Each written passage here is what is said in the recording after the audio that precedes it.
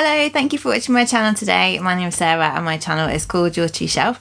And today I'm filming my wrap up for the month of September. This is probably the most books I've ever read in a month. I read 17 books in September, largely due to Shorty September, which was a readathon that I took part in September, where the idea is to read short books. So most of the books I read were under 250 pages. So I think I just need to start because I don't want this video to be really, really long. So the first book I read in September was You Should See Me in a Crown by Leah Johnson. This is a library book, so I'll insert a picture because I've sent it back to the library now. This is a book I'd had out for absolutely ages. It's a YA book and it's about a girl called Liz Lighty who is well, we'd say sixth form here, so she's like 17, 18 years old, and she has a plan to go to university and her scholarship falls through, and she therefore thinks that she won't be able to go to university, but there's a competition at school every year where the prom king and prom queen will get a bursary for their university, so she's encouraged to try and be prom queen, and it's really not her thing. So she's queer, and the prom queen leader at school, the teacher, has basically said, like, you have to go as a boy-girl couple, you have to go in an outfit which matches your gender assigned at birth, and they've basically it's really like not inclusive at all, and Liz just doesn't want to take part in this. Then a new girl comes to school called Mac, and she's also running for prom queen, but they form like a friendship and goes from there. So I thought it was really, really good. I really enjoyed it, and I liked the topics that were discussed and the sort of activism that was discussed, and I gave that one 4 stars. The second book I'm only going to touch on because everyone's read it, and this was a reread for me. So for book club this month I reread Girl, Woman, Other by Bernadine Evaristo, which I got out of the library again. This time, no I didn't. This time I got out of the library the first time I read it. This time I listened to it on Audible, and it was even more brilliant the second time around because I think I remembered bits and pieces of Girl, Woman, Other, and when I listened to it again, because the plot came back to me, I could then actually just pick up extra layers of the book, which I guess were maybe missed the first time around because I was learning the characters and their stories, whereas this time I saw more connection, I saw more nuance, I saw like deeper things that I maybe didn't notice the first time around, and it's the most phenomenal book. Like, I think probably everyone who's watching this would have read Girl, Woman, Other, but if you haven't, please go and read it. And I really think the Audible was absolutely amazing. That was another 5-star read, as I gave it the first time around. The third book that I read was the first one for Shorty September, and this was Julia and the Shark by Kieran, Millwood, Hargrave. That was the first book I've read by Kieran. I have also got The Mercies, but I haven't read it yet. And this was great. This is a middle grade book about a girl called Julia who moves to the Scottish Highlands for, I think it's the summer, but I think it's just the summer, because her mum is a research scientist and she has some funding for a short time and to try and find these special type of shark, and she's trying to get funding to stay longer, and Julia's mum basically gets ill, won't say how or why, and it's how that impacts on the family and Julia as a child growing up with an ill parent. But also Julia makes some friends, and it covers themes of bullying as well, and it was really nice. The artwork was beautiful in it as well, and that was a 4-star read for me. The next book I read was a bit of a surprise. So I was at my local library and they had a table of books for sale, and I saw this book for 50p, and this is The Bookshop by Penelope Fitzgerald. I had seen the film of this when it came out a few years ago and really enjoyed it, and this had been sort of on my radar. So when I saw it for 50p, I thought, okay, I'll get it. And while the kids were really happy sort of looking at books and doing some sort of little games and stuff they had set up at the library, and so I actually just opened it and started reading. And I think we all aspire on BookTube to have a TBR that's small enough. Well, I say all, some of us aspire to have a TBR that's small enough that we pick up a book and we start reading it, rather than pick up a book, put it on our shelf and read it in a few years' time. So this was like a really lovely experience to literally put 50p in the jar, sit down in the library and start reading it as soon as I bought it. And I really, really liked this. So this is about, it's set in the, I don't know, probably like the 50s, I should think. And it's about a woman called Florence who buys an empty property in East Anglia, and she then decides to make it into a village bookshop. And it's about the opposition that she faces in doing so, because this has been empty for many years, this property. But when she buys it, there's a rich lady who lives in the big house in the village who says, oh, but I was going to make this into a community art centre. And she's never done anything about it, even though it's been available for like 6 or 7 years. But Florence, she's trying to run Florence out of town, basically. And this is a quiet book, like filled with old houses, a few ghostly things, some funny characters, and also just like really really sort of, you can get the sort of character of the village, and there's sort of a bit of sinister threat, very low level. It's not plot heavy, but it's really lovely. I really liked this, and I gave this 4.5 stars, and I really would read more by Penelope Fitzgerald. So if you have any recommendations that you've read by her, that would be lovely. The next book I've got is one I've had for quite a long time on my TBR, and it's kind of faded quite a bit in my memory, this one. This is The Wine of Astonishment by Earl Lovelace, who is a Trinidadian author. And this is about, it's set in the past. It's about a village in Trinidad where they haven't ever had black representation from the local government. Everything's run by the Americans.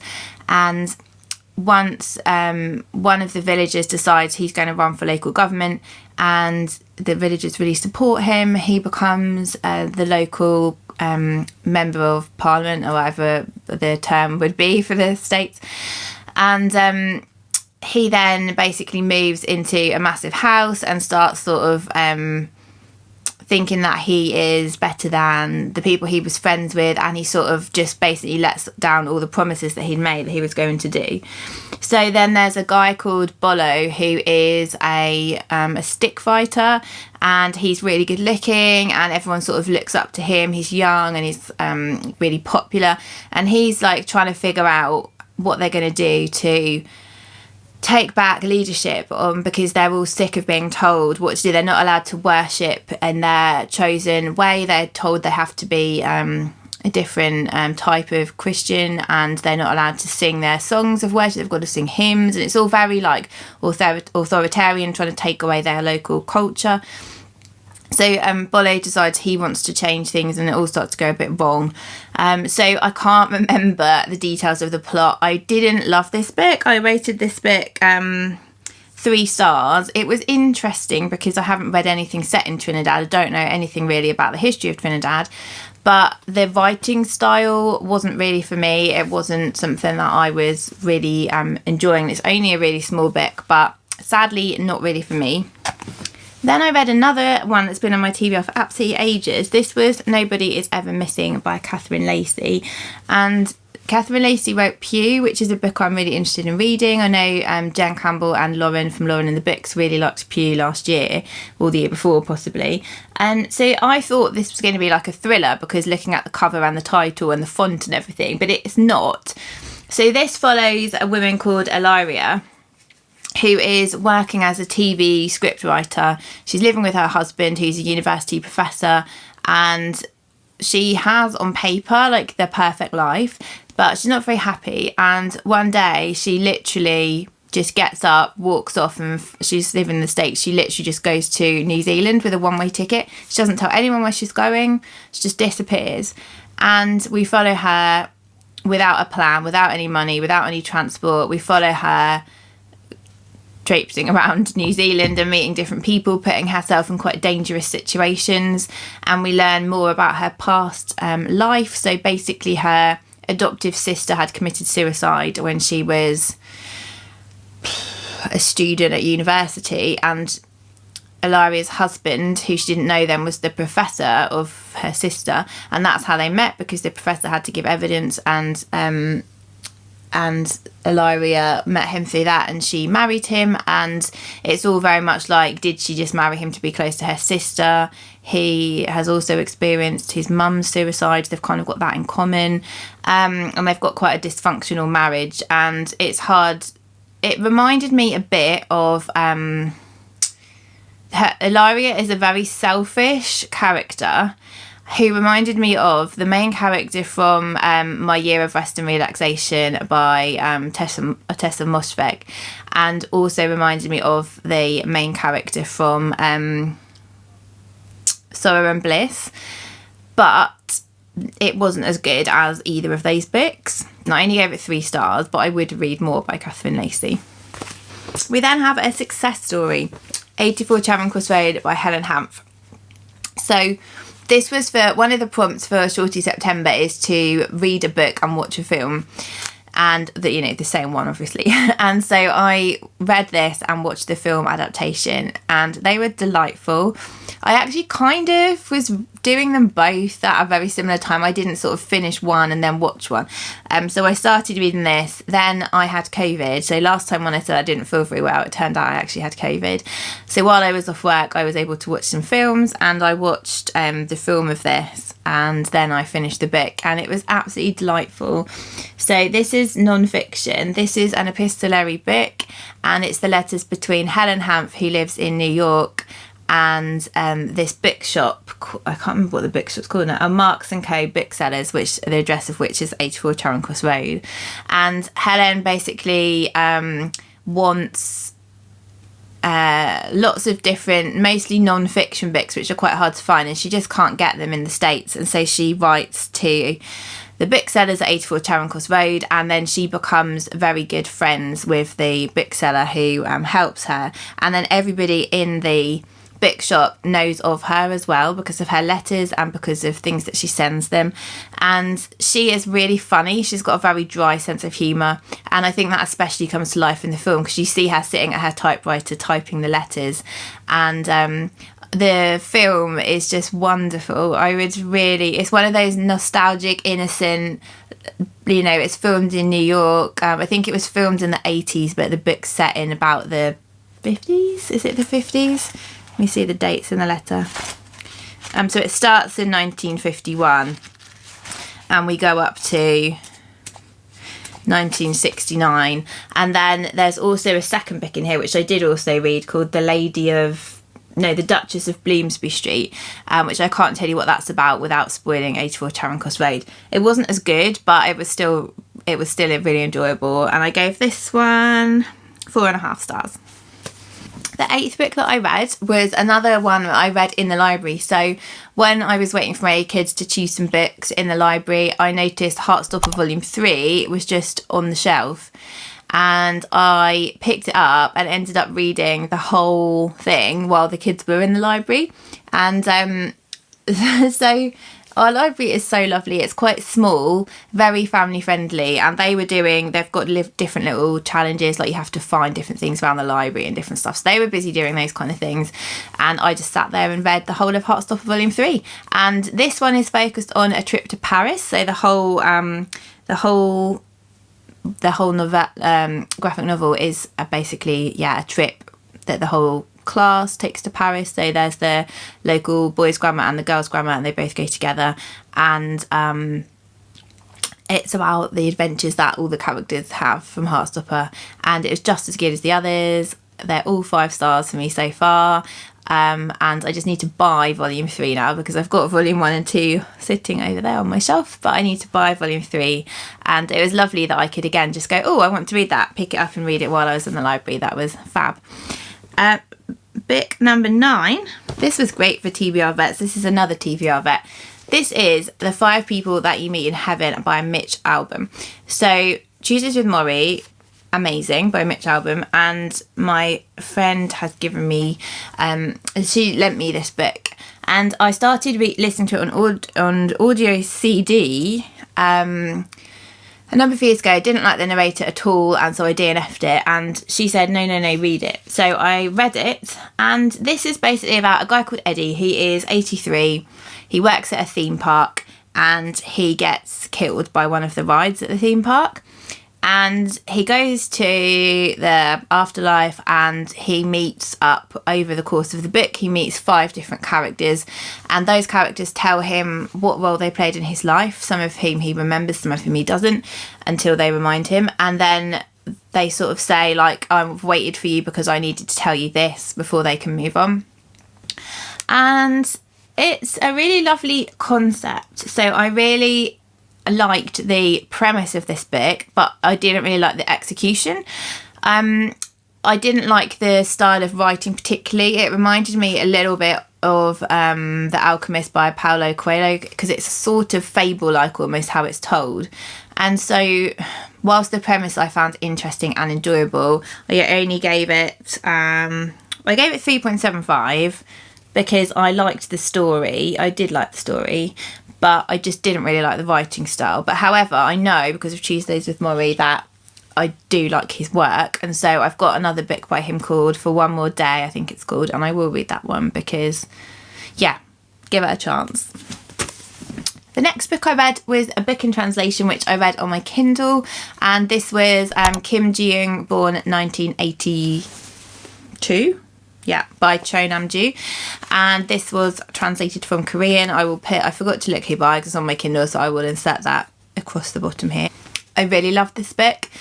It's about Kim Jiyoung, who is our protagonist, and she is telling us about her life, and she is telling us all the examples throughout her life of what it is like to be a woman growing up in Korea, and all of the acts of overt misogyny and also the acts of not so overt misogyny, but what they feel like to be a woman growing up in, well, anywhere. I mean, these are universal lessons, but, you know, just the things, how education is much more valued for boys, how the girls always do best in school and things, but they're not the ones who are given the opportunities, it's the boys. The boys can wear uniforms, which means that they're able to go outside and run around at break times, but the girls have to wear these really restrictive uniforms, and when it's really hot they have to wear layers underneath their blouses so that you can't see through the blouses, because then the men might find that, you know, they might be too tempted by the young girls, and they can't do exercise at their break times because their uniform's too restrictive. But if they bring it up, they're told, well, girls don't like doing exercise at break time, and they're like, well, that's because our uniform restricts us from doing this. And it's about expectations with marriage and children and lots of different things. And the writing I really enjoyed. I thought it was really good. I thought it was really interesting. It was very relatable, and I really enjoyed it. I'd really like to read more of Cho Nam-Joo's work. I'm not sure if there's any more books that she's written or that have been translated into English, so I'll have to have a look. But I gave that 5 stars, and I really loved it. The next book I read was Flames by Robbie Arnott, which was a library book that I've now given back, and I'd had it out of the library for absolutely ages. I already read The Rain Heron by Robbie Arnott and really liked it, and so I knew I wanted to read this one, but I've only just got round to it for Shorty September again. And it was a really great book. It was unlike anything I've ever read before, kind of like The Rain Heron was. We're following a family, a brother called Levi and a sister called Charlotte, and they have a thing in their family where the women, after they die, they are cremated, and then they come back and they are mixed with where they've been buried or cremated. So like they might have moss for hair and branches on them and different, they're kind of mixed in with the natural world, and then they do something that they need to do, and then they burst into flames and they're gone forever. And so this has just happened to Levi and Charlotte's mum, and Levi doesn't want Charlotte to have to go through this experience. So instead of talking to her about it, he decides he's going to build a coffin for Charlotte so that when she dies, she can be buried in this coffin, and then she won't come back to burst into flames. So that's one element of the story. We have amazing elements from the natural world built into the story as well. So we learn about this type of tuna. This type of tuna, which isn't real because I looked it up. This massive type of tuna, which fishermen hunt traditionally by befriending a seal pup, and the seal and the fisherman become like lifelong partners in catching these tuna. So we learn about that. We learn about there's like an otter type, I can't remember what kind of creature it is, but it's an otter. He's like a god, and he is murdered, and then after the otter's murdered, then all of these like things start going wrong in nature. So we have all these kind of fantastical elements to it as well, and we follow Charlotte when she figures out what her brother's doing, who then runs away and is travelling kind of a bit similar to the book I talked about earlier, where she's travelling on her own. She's not very safe, and then her brother has hired a private detective to try and find her. So there is a lot of elements to this story, but it's like so original. I really can't think of anything similar to Robbie Arnott's books. The nature writing is beautiful. They build in the magical realism as well, and the characters are also really interesting, and I found it really phenomenal, and it was another 5-star book for me. I will read whatever Robbie Arnott brings out next. I will definitely read it. It's wonderful.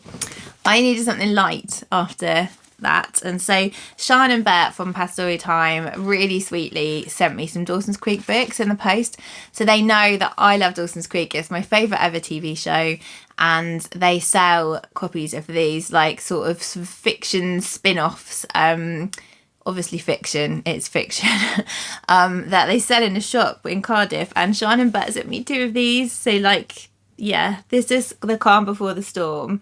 And this is basically, if you don't know Dawson's Creek, Dawson, Pacey, Jen, Joey, they have grown up in the 90s, the late 90s, early 2000s, and it's their kind of life in high school and stuff. And basically it's just a spin-off about it. The things that I would say is it hasn't aged well. Whilst I really enjoyed the story and I felt the characters were true representations for the programme, there were 2 things which were very questionable. One of which was that Jen here, she is taken in by a teacher in the storm, and the teacher's not one of her teachers, and they're both very flirtatious, and he's trying to kiss her and stuff, but she's up for it. It's not like there's no like there's no lack of consent there, but he's a teacher and she's a student, and he's like, but you're not a student at my school. My school has a really strict policy about this, but you're not at my school, so that's fine. And there was no questioning that wasn't fine.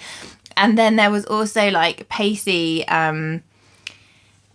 likes this girl on the trip, but she is overweight and she's not as pretty as the people that he would like, and so he makes a lot of really body negative comments about her. And it's that was very that doesn't happen as far as I can remember on Dawson's Creek, but it did happen in this spin-off. He's written by different people, and I was very concerned by that and the lack of real acknowledgement of what he said. But it's still Dawson's Creek. It was still enjoyable, but obviously, yeah, there were some problematic elements. So they did kindly send me another one, and I will definitely read that. I look forward to that too. Book number 13 was A Month in the Country by J.L. Carr, which I've had on my Kindle for quite some time. And this is a book set in the aftermath of World War, I want to say, 1. Not exactly sure, may have been 2. And we're following a guy called Tom Birkin, who has developed symptoms of PTSD from the war, and he is gone to this village called Oxgoby, where there's a painting in a church which has been sort of whitewashed over, and he's been sent to restore this painting. And it's just a simple story about his sort of recovery through doing this restoration and the characters who live in the village. There's another guy there called Moon who is doing an archaeological dig at the site, and he's another soldier. And it's very plotless, but very sweet, and it just really, I didn't really enjoy it, I have to be honest. I think it was a 3-star for me. I don't mind books that don't have a lot of plot, but there wasn't enough to interest me really. Even though I did finish it, it wasn't amazing for me. So the next one was actually on my autumn TBR, but I realised it is a shorty, and so I built it into Shorty September. This is The Sister Who Ate Her Brothers by Jen Campbell, and this one I read with the children. So we read 2 or 3 stories a night over a few days. This is basically retellings of folklore and fairy tales from around the world with Jen's spin on them, and she has busted a lot of the stereotypes about men rescuing women and about people who have disfigurements being like having disfigurements to show that they're like the bad characters. So she's busted those stereotypes wide open, and she's also put some queerness in here, and yeah, like she's put just really positive elements into these stories. They are scary but not too scary, so my children are 5 and 8 and they weren't too scared to read them. And there's lovely artwork in here by Adam D'Souza. There's nice scary pictures in there as well. So yeah, the kids really enjoyed it. I thought it was great, and Jen has written a preface and an afterword, which is, you can hear Jen saying them, and they were great as well, about, you know, come and read these in my little cabin in the woods, and oh no, the door's locked behind you, what should we do? And yeah, it was really lovely. I really enjoyed these.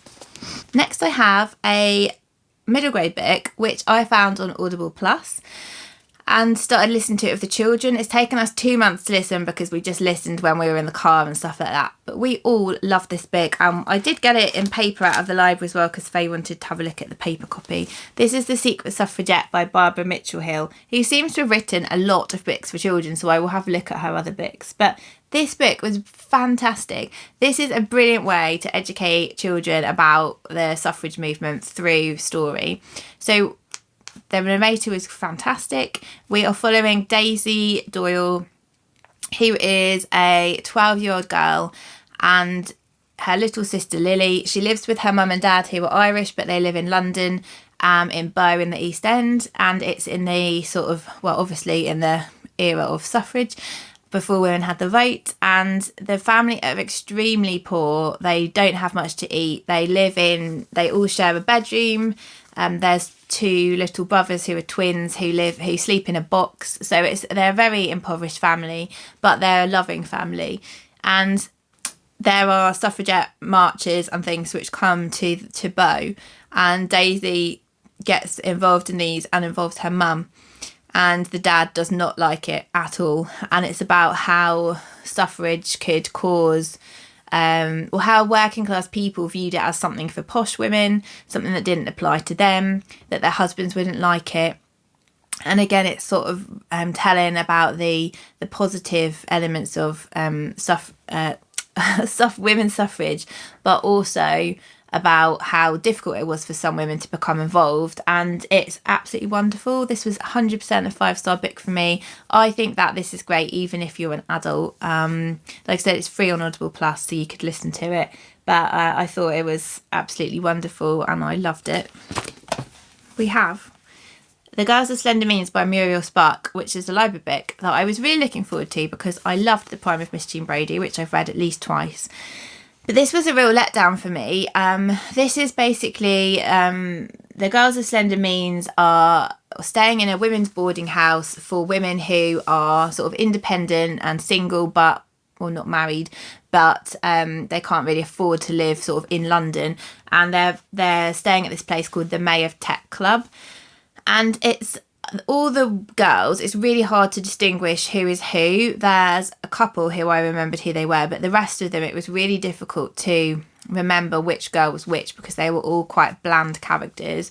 And there was a lot about body image. Some of it was kind of done in a tongue-in-cheek way, but there was a lot of it about how the girls wouldn't eat certain things because they didn't want to put on weight, and how they were all really hungry all the time, but they couldn't eat because then they'd put on weight.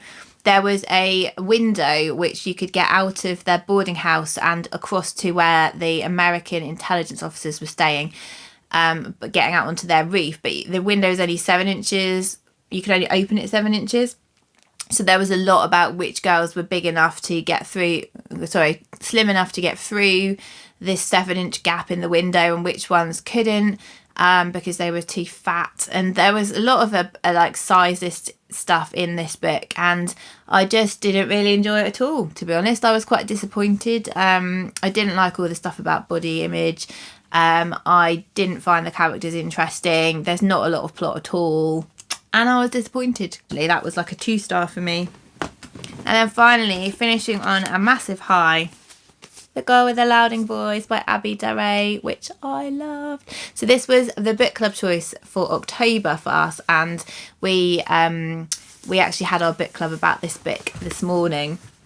This is a beautiful, beautiful book.